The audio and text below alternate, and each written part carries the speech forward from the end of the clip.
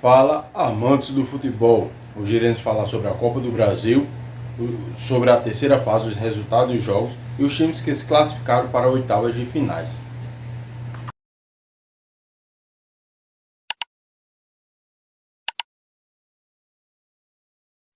Como já sabemos, os times do Rio Grande do Sul não teve os jogos da volta, entre dois jogos, que foi do Operário e Grêmio, e do Ipiranga e Atlético Paranaense. O jogo entre Internacional e Juventude ainda não teve nenhum dos dois jogos. Após os jogos ficou assim. O primeiro jogo, que foi entre Operário e Grêmio, ficou 0-0.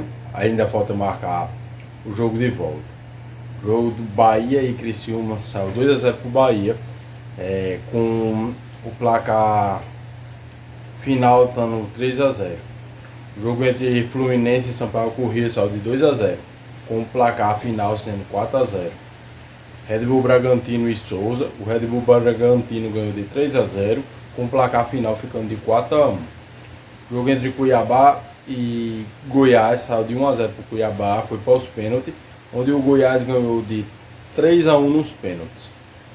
O jogo entre Vitória e Botafogo, o Botafogo ganhou de 2-1, com o placar final ficando 3-1 para o Botafogo. O jogo entre Vasco e Fortaleza saiu o empate, 3-3, e nos pênaltis o Vasco ganhou de 5-4. O jogo entre Amazonas e Flamengo, o Flamengo ganhou de 1-0 do Amazonas, ficando o placar final por 2-0. Jogo São Paulo e Águia do Marabá, o São Paulo ganhou de 2-0, ficando o placar final de 5-1.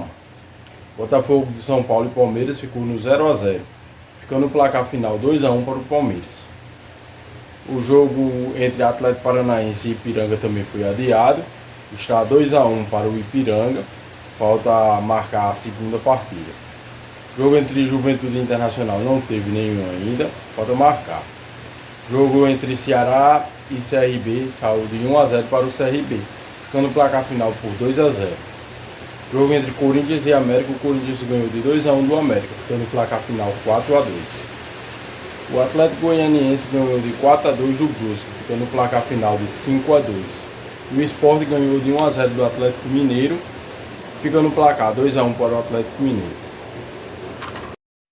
Parabéns aos classificados: Bahia, Fluminense, Red Bull Bragantino, Cuiabá, Botafogo, Vasco, Flamengo, São Paulo, Palmeiras, CRB, Corinthians, Atlético Goianiense e Atlético Mineiro.